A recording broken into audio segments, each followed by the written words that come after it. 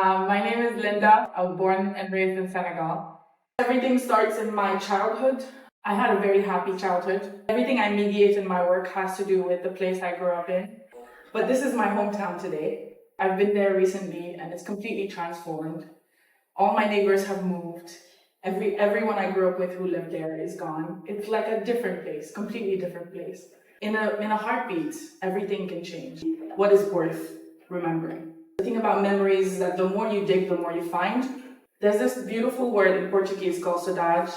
It's not just nostalgia, it's something more. It's a place you inhabit. It's also very tangibly, it's records of a time or a place or a person. And I think it is a really great word to remember as we approach technologies like AI, because that concept is alive in so many of us. There's something very powerful about creating a sense of place and a sense of longing using this technology that feels so inhuman to some people, but is actually made of us, our collective memory of the world.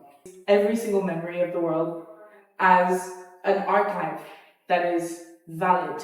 Lived experience is data that is valid, that is interesting, no matter how small and mundane it may seem. So, Once Upon a Garden is an archive. But in this archive, what's missing reveals more than what's present. When I started this project, I was curious about which flowers did my grandmother see when she was growing up, and how is that different from the flowers that I saw when I was growing up. But as I started to look for data about this, I realized that it was all a bunch of holes. There was missing photographic evidence of most of the flowers that she grew up seeing. But if you dig deeper, you find that we don't actually have a memory of them, aside from a name and some annotations. And so now with AI, we're able to fill those gaps with what I call synthetic memory. It's made up of reality and a hallucination of a machine, and it plugs these holes in the data set that I was compiling, and it allows us to have something to hang on to. And I think that's where artists have a lot of power, because they channel a very emotional perspective. They channel saudade into this cold machine. And I work with encyclopedias, botanical archives that are national and international.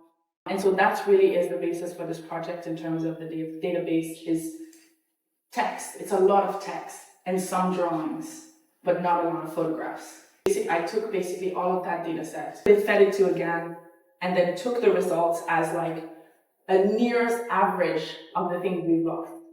And then new models are released. At this point, it's a diffusion model where you can actually feed the text in addition to the image in order to get something more accurate. So I guess this is the height of the project around 2022, when I feel that I've gotten to the closest possible I can to guessing what these flowers might have been.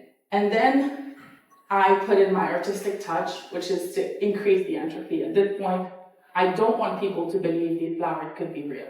And then I love collages, combining a bunch of flowers together and seeing, I guess, the beauty that would create, because that's what you have in nature as well.